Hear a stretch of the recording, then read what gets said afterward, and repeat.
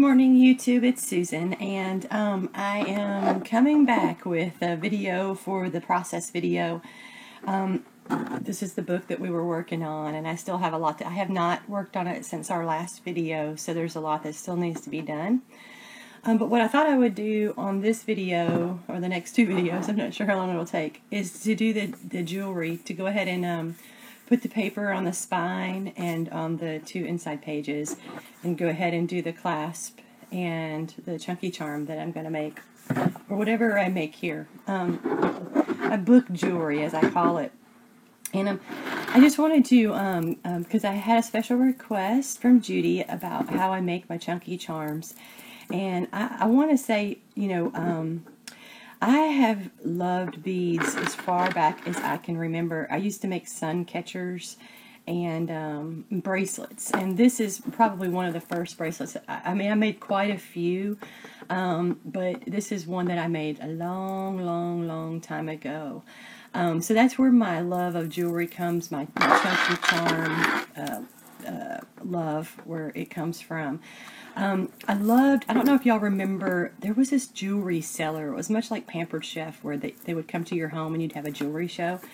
Looking at my nails, they look horrible. But they had this bracelet called the Cha-Cha bracelet. They used to sell silver jewelry, real nice silver jewelry. They probably still do. I don't know if they're around anymore or not. But I saw that Cha-Cha bracelet and I just fell in love with it. And the Cha-Cha bracelet only had silver beads on it. It was pretty much just silver. So I tried to replicate that with my own style and my own bracelet. So this is my version of a Cha-Cha bracelet that I made years ago. I never finished it off. It needs a clasp. I made so many, honestly. That was when my husband first saw that my artistic wanting, or whatever, my artistic, the first artistic thing he ever saw me make. And he used to ask me, why don't you sell those? But like I'm not a very good salesperson when it comes to my own stuff. So, but anyway, so that's where that comes from. And basically what I did here was, because I wasn't into jump rings or anything, it was probably a painstaking process, actually. But I would buy the chain already formed, and I would take apart the links on the chain to attach my beads here. Some of my loops may or may not be good. This might be before I had a round, one of those special pliers. But they don't look so bad. But as you can see, all the links are part of that original chain, so it matches really well. But anyway, so that's where that comes from. And then I love to put it on my books now. So that's it. So what I'm going to do first is I'm going to go ahead and just go offline real quick, and I'm going to measure this and cut a piece of paper for it, and I'm going to cut the paper for the insides. I already know which paper I'm going to use, and just for measurement purposes, this is 9.5 by 2.5. So I'm going to cut it just a quarter short of that measurement, so it'll be 9 1/4 by 2 1/4. And I'm going to probably go ahead and cut the inside pages too, because I haven't done those yet. And I think that will help me move along with the rest, or with completing this book. So I'm going to go ahead and cut those. And I will be back. Alright, I got my pages cut, and I just need to dry fit them. And I did pull out my second pad, and I used this paper that I love so much. So I figured I might as well use what I love. And that does fit pretty well. Let's check the spine. Make sure that one fits, and that one fits pretty well. Okay. So now I need to find my tool. Okay. And this one's pretty worn out. So I usually put it to the side, because I use one end for one color and one end for the other color for another color. So like this one has black and purple. But anyway, I'll try to use them as long as I can. I need to buy some more. I have some in Maryland now, but here I'm a little low. I got a couple of them. Alright, so I'm just going to ink it up for the first time, because it doesn't have a lot of ink on it yet. And that's basically what I do. I just get it on the edge and then use it that way. So it is Tuesday morning, and it's early. It's about 7:30. So I start work at 8:30. Yesterday was crazy. I had a server down situation first thing in the morning. So that was a lot of fun. But we actually were able to get it up pretty quickly, so that's a good deal. However, this server is a pretty finicky server, so I don't know how long it's going to be up. So I had to call the manufacturer yesterday, and I'm trying to get them to replace it because it's been happening ever since they bought the server, and we've already re-imaged it and done everything known to human or night alarm. So it is 7:45. Anyway, so I don't think it's the operating system. I think it's something to do with the hardware specifically. So anyway, enough of that talk, because I like to separate that from the crafting talk. All right. And I know it's been a while since I've worked on this album, and I do apologize again. Sometimes the creative process can take a little bit long for me. Uh-oh, what did I do with the lid? There it is. It just depends on what I'm working on. And, you know, I do have a history of oil painting, and I do acrylic painting as well. And I think that's why I love crafting so much, is because painting is so painful for me. I don't mean literally. But it just takes me forever to finish something. And then and even when I do finish it, I never really get that feeling of total accomplishment. So just occasionally have I had that feeling. So I haven't done that in a while. I mean, I've done some acrylic painting. And I did do an oil painting about a year and a half, 2 years ago. So, and it's so funny because I just finished it this last trip up to Maryland. See, it takes a very long time.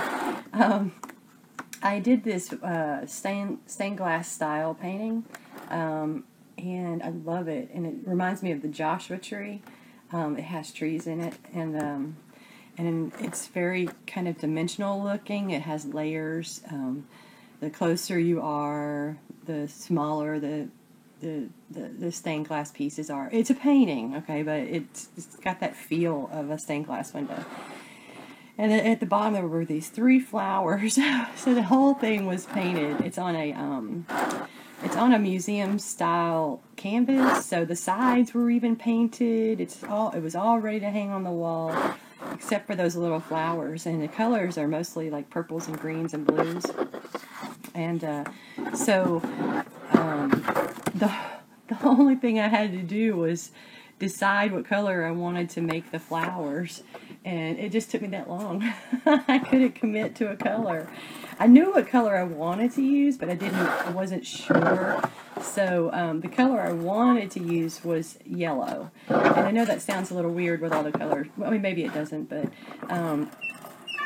so that's what I ended up using, was yellow to paint those flowers. So it's the only yellow on the canvas.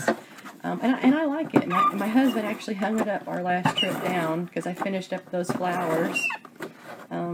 He's so sweet. He likes to display my art, which is so sweet. Not my knick-knacky stuff, but like anything I paint or any photographs I take, he likes to frame them and hang them.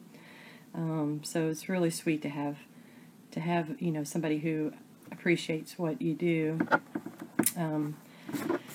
The shadow boxes and the girly art, not so much. I mean, he certainly wouldn't, give me grief about it too much, but he's afraid our whole house will be full of, knick-knack girly art. And that's why I think I really need a room up in Maryland. Because if you saw the room here, there's art everywhere, and it doesn't even have like a good display. It's just I got some on the windowsill. Because that's probably the only flat surface that I have that doesn't have something on it. I have some stuff on my dresser, and then I have 2 beds in here. They're little twin or full beds, and so it's covered up too. It's covered up with projects that I'm working on, or stuff that I've already made that I just don't really have anywhere to put it. I know, it's funny. People often ask me, why don't you sell it? And it's just, I'm just not that good at it. I mean, I just, as far as selling it, I don't know. I just don't know. I need to give it away. So, I might have a giveaway here pretty soon and let you pick what you want. Do a drawing and just let you pick what you want. Thinking that's what I'm going to do. Alright, so got the inside covers. That really helps a lot because that finishes the book up just a little bit more. Doesn't seem so intimidating when you pick it up and think, oh my gosh, there's so much to do. So, alright, so that's what we've got so far. So I am going to use my what is this thing called? Crop-A-Dile. To make a hole, and I do this the same way every time, so there's no science in this whatsoever, and I usually clean out that little hole first because there's usually always something in there. I'm not so good as to where I clear it out after I am done. Okay, alright, so just so I can see it, and normally what I do is I don't know if you can see this, yeah, you can. There are guides here to stop you, so you can kind of keep it at the same, in the same place, the same length. What I generally do is I use the larger one, which one is that? It's the larger one. I think there's a 1/8, and then I'm not sure what the next size up is, but I always use the larger one, because I never know what I'm going to actually put into the hole. And I usually put jump rings in there, and this is the base, so you just have to pay attention to that. I'm sure you'll know how to use this, but what I generally do is I look for the middle. Okay, so there's 4 signatures here, and I'm going to put it right between the 2. So if I had 6 signatures, I'd put it right between the 3. And I'm just going to try to keep it as high as I can up here to where it won't make it unstable, like tear or something. But also I would like to put a jump ring in there, so I like it to be fairly decently close to the edge, but not to where it's not stable. So there's no real science here. Just try to look and make sure it's in the center, and Lordy knows I have not hit the center all the time. That's a little high for me, but that's okay. That's okay. Normally I'd like to have it a little bit lower. That's probably because of the weird angle I was at, but now I need to find some of my whatchamacallits. What did I do with those? I may have to put y'all on hold and look for those, because I'm not really sure. I know I bought some in Maryland, but I probably left it there with the tool, so I would have that later on. So I know oh, that was a mess. I'm going to have to clean that up. I have been in my bead stash, so it is on the floor, and yes, I just put it all in the floor. Let's see what I got here. I got them somewhere.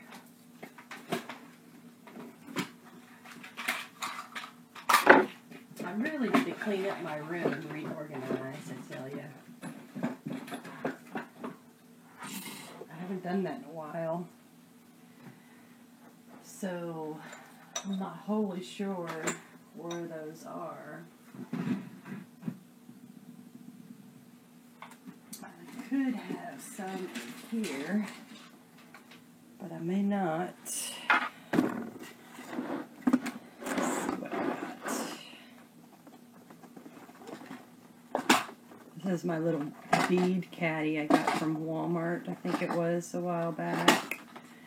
It's cute. It has these little round storage things for your beads. And I do have some, and they're different.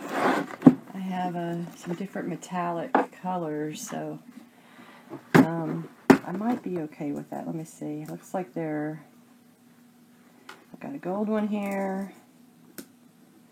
Looks like I've got a copperish one. And it looks like I have a silver one.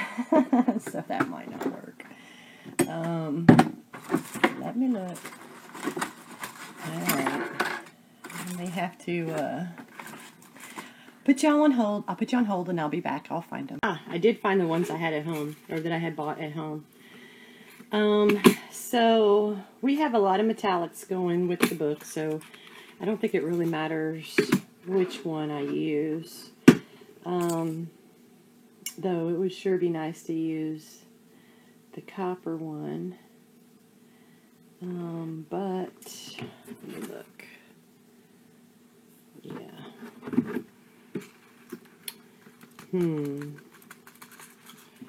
Since that is the front of the book, I may just use that one. I may use that on the front. I'm not sure because, see, I use silver chain. I will mix it sometimes, but not always. So, like, if I use silver chain, I might try to put in, you know, some gold jump rings or copper with charms and that kind of thing. It just depends on what I'm doing. So I'm going to go ahead and use the silver. That's what I always use, and that's what I have. So I'm going to go ahead and pop that in there. So that's a little, you really want to get it to just a little bit lower. But it's really not going to bother me too much. As long as it's stable, that's the biggest thing. So the base of the device goes on the bottom. And so I'm just going to try to open this up to give it plenty of room to go down there. And let me see here. That is the base. So I got to flip that around. Okay. Alright, and then just squeeze it to set it. And that's fine. Okay. Yeah, that'll work. It's really close to the edge, but it's fine. And what I'm going to do is I hang big jump rings on there, which I do have somewhere out here. I mean, since it's so close, I could use a jump ring that is not so big. But, let me see here, these. And lo and behold, I don't have the cover on this, so the measurement I'm not sure about, but it's almost 1 centimeter. Almost just one little line short of 1 centimeter. So, and a couple tools you're going to need.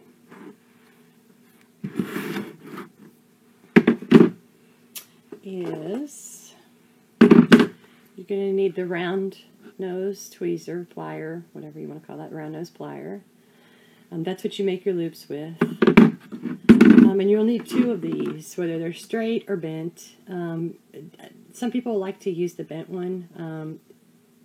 I'm not usually completely reliant on that. I mean, I just need 2 of these so that I can open it. And the way you open a ring is you open it sideways. You don't ever pull it out. You open it sideways.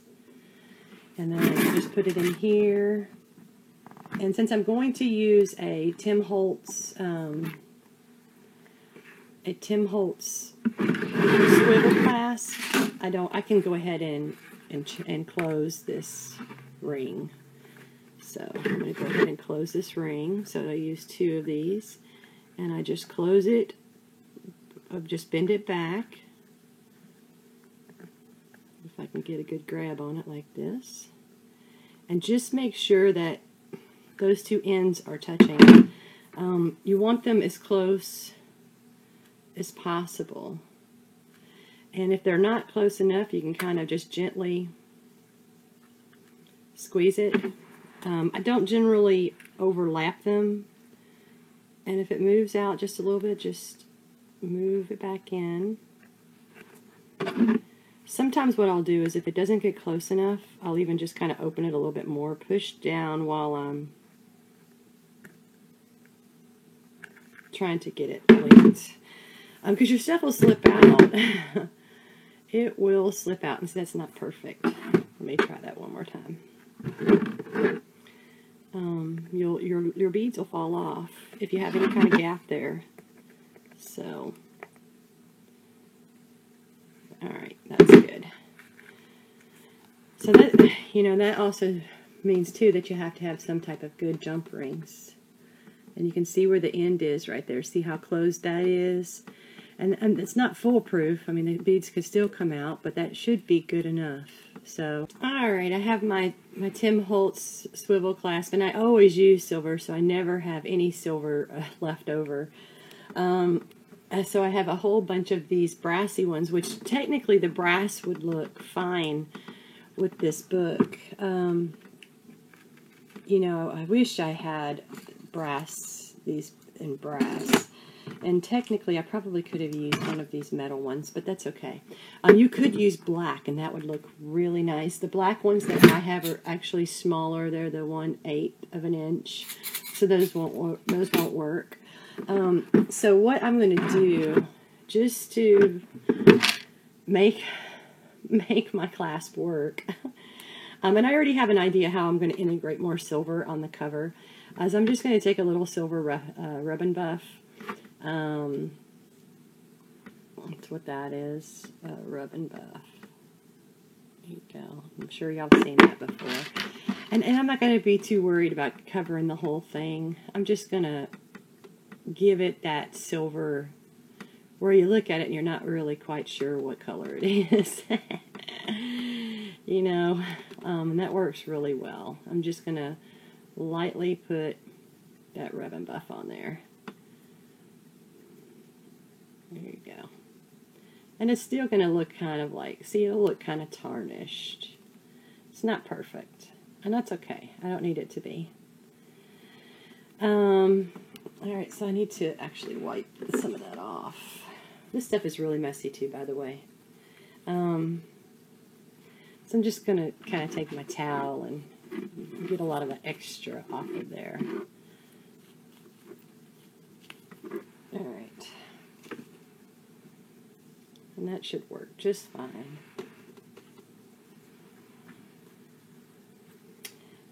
I'm a big advocate for mixing your metals, so I just don't worry about it that much. I mean, I think you're allowed to mix them.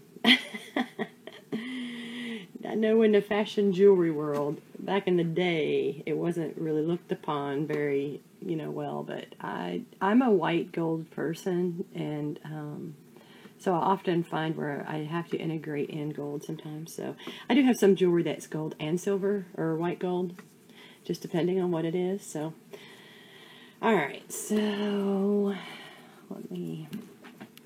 so basically what I'm going to do is, hopefully I don't get this all over my book, is I'm just going to hang this off that little jump ring.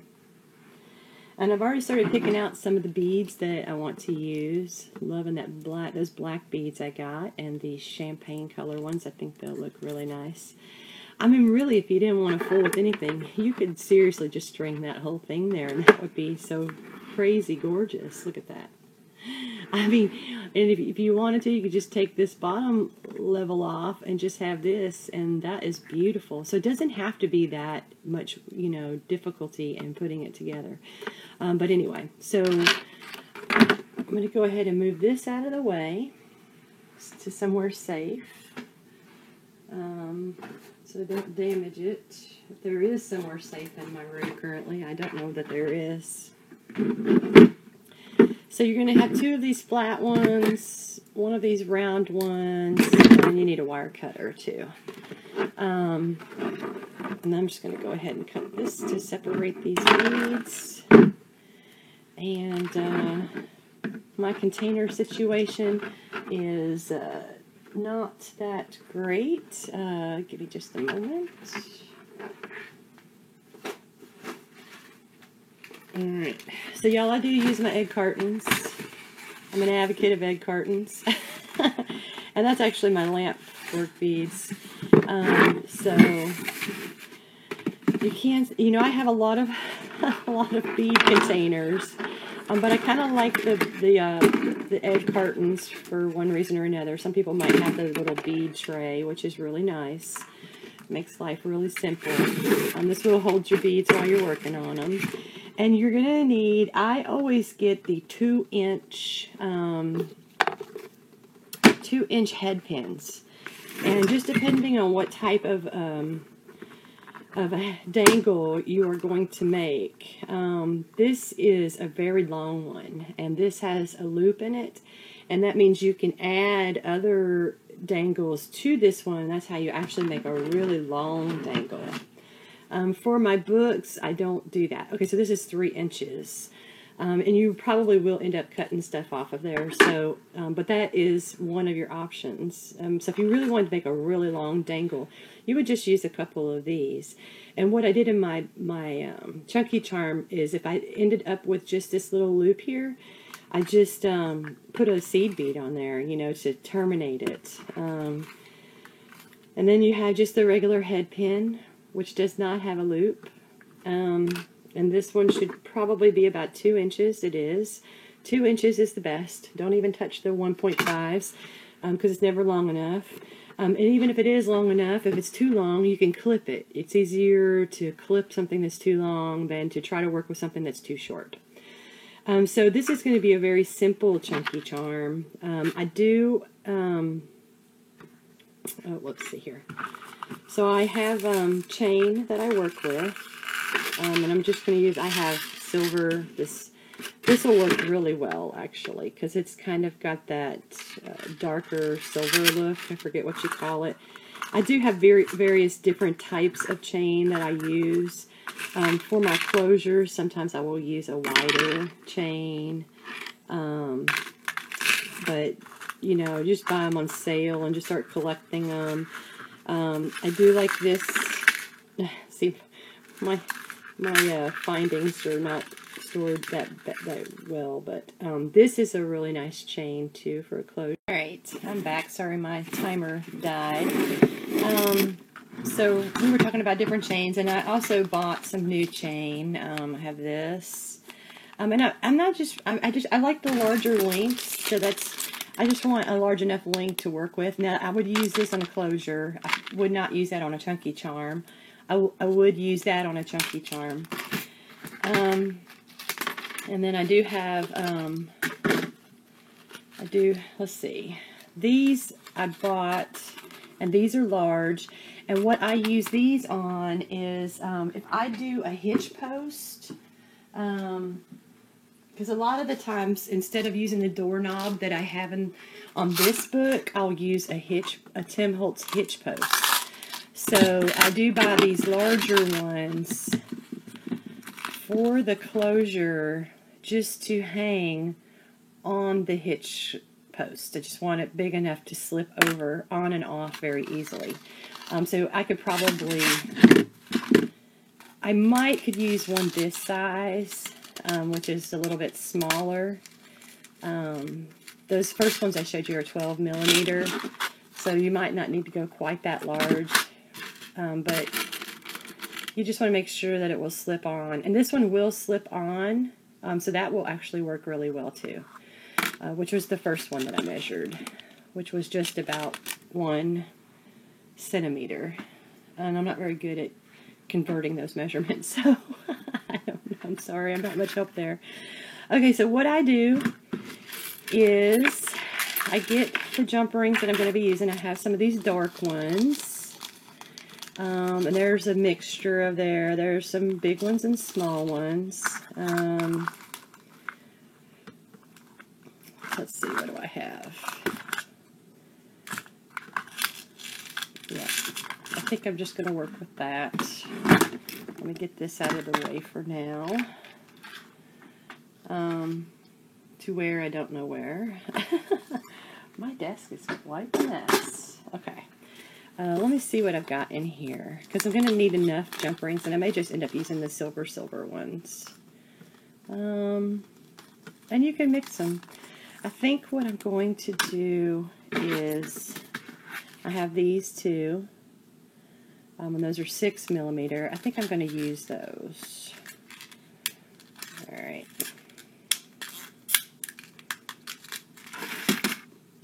And there's a couple ways you can do that. So this actually has a really big loop on it, so I think I'm going to just use that loop. And the way I do this is I just open this loop back up and just turn it to the side like that. I'm just going to slip my stuff off. Find the end of my chain here somewhere. I'm sure there's other tutorial videos out there how to do this. This is just how I do it, which may be right or wrong to some people. Not sure. It's just the way that I have always done it. So I'm just going to get this wire off here. Alright. And I'm going to slip it on this loop. And I'm going to put my original Tim Holtz chain back on there, just to kind of see about how long it needs to be. And I'm going to make it just about, or just a little bit shorter. So I'm going to come right there. I'm going to use that link right there. So I'm going to open up this link. And at this time, y'all, if y'all wear glasses, this would be a really good time to put them on. And I always forget to put mine on. So I just opened up that loop right there. I'm just going to put it down here.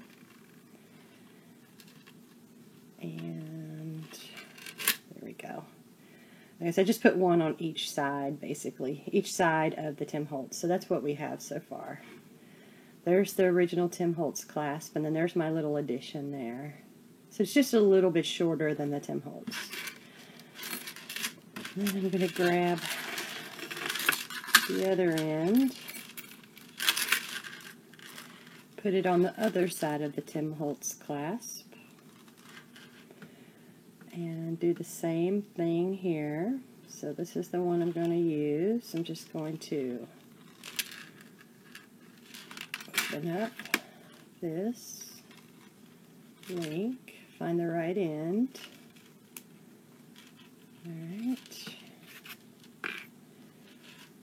Alright, that's what I do there. I'm just going to put this back over here in this container. Attach it back to the Tim Holtz ring. And they don't have to be perfect, but they are right about the right length. Okay.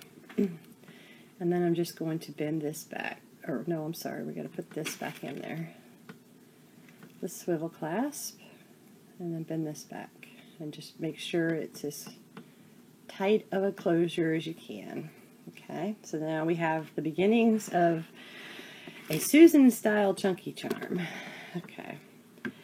And I really didn't, I don't know that I really followed a tutorial, because like I said, I was kind of in beads way back in the day, so I don't know. I guess I could have watched a tutorial. It's just, this is how I do it, so I don't know if it's, like I said, if it's the right way or the wrong way. And I do have some of these. These are 3 inches, and it's probably because I couldn't find any 2.5 inches, or 2 inches rather, sorry. And like I said, I'd rather go long versus short. And I'm just going to pull out some of these head pins that I do have.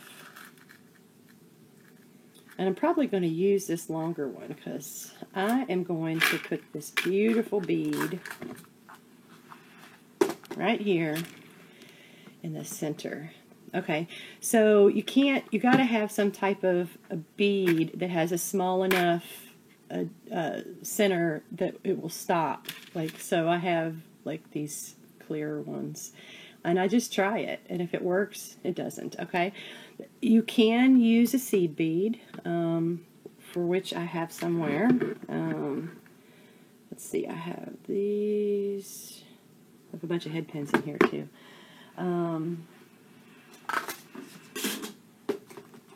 I have beads everywhere, y'all.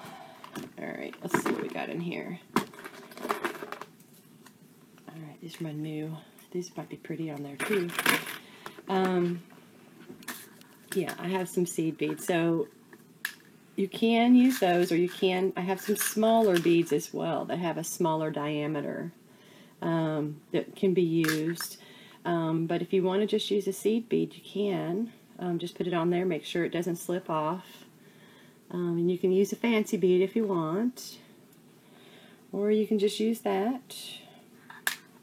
This one's going to be a little bit more incognito.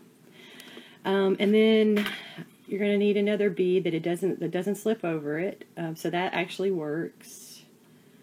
That's kind of big. I don't normally start with a bead that big, but since this bead is so big, I am going to. Alright. So, see, already this has kind of got a gold feel to it, right? So already we've are implementing in some gold back into that silver. And this is going to be pretty long, so that's okay. So from here, what you would do is you would just bend this, and you can use your little tweezer to do that. I don't generally do it. That's probably why my nails look so horrible. And then you just take this your round thing, and you just put it to the end. You don't have much hanging off there, and just kind of roll towards you. Alright, so sorry about that. We keep getting cut off. My hard drive ran out of space. So, okay, so we just bent this, and you're going to put it on your round, and I usually do it to where the tip of it is kind of in between the two of those round blades there, and then you're just going to turn it. And you're going to try to manipulate it to turn it to where it lines up, and you're just going to keep turning it until it is done. And this one's a little loopy, but it works. But it's a little loopy. It didn't line up the way that I normally like it to. So, I mean, technically we can probably just come out with it and do it over again. It's a lot easier to do it when it's facing towards me. So I'm just going to turn it like this. Alright.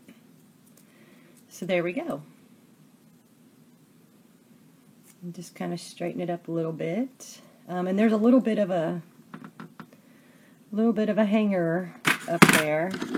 So I'm just going to take my flat nose, one of them, it doesn't really matter which one, and just kind of push it down just like that. So it's not sticking up anymore. So that's all you really do there. And just what I'm going to do with this one, since this is so big, I'm going to hang it on the middle chain on the original Tim Holtz clasp. And this is the ring that's at the bottom of that Tim Holtz clasp. So I'm just going to open it up by doing it to the side like that. Pop it in there. And move it back. These bigger ones you can do without two pairs, but... So that is the beginning of our chunky charm. And so what we'll do from here is start filling up the sides. And I will do that in the next video. Talk to you soon. Bye.